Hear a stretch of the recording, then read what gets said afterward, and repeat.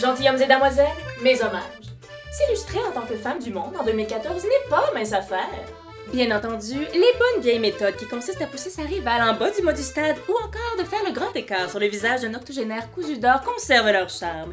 Mais il apparaît que ce sont les Chinoises qui maîtrisent la technique la plus raffinée pour se mettre en valeur.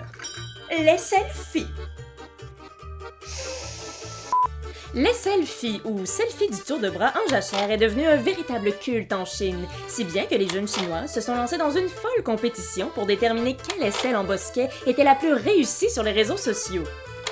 30 millions de fans plus tard, le choix n'est toujours pas fait. Mais ça nous intéresse pas, Liab, parce que nous, femmes au foyer, ce que nous voulons savoir, c'est comment réaliser une aisselle touffue et bien coiffée pour les après-midi au jardin.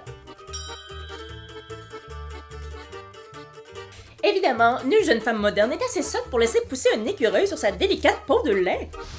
Mais Dieu merci, la feutrine est votre amie. À l'aide d'un petit carré de feutrine qualité Canada de fantaisie, façonnez d'audacieux designs de pilosité à coller délicatement sous votre aisselle.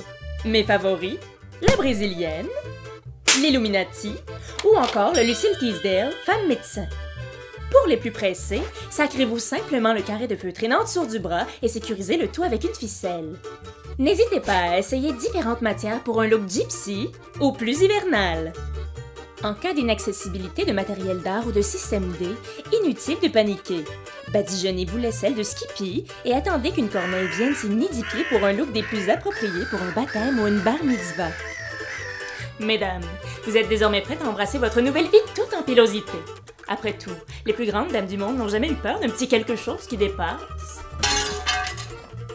La prochaine fois, je vous montrerai comment perdre vos os sans souiller vos pantoufles de verre. La bise.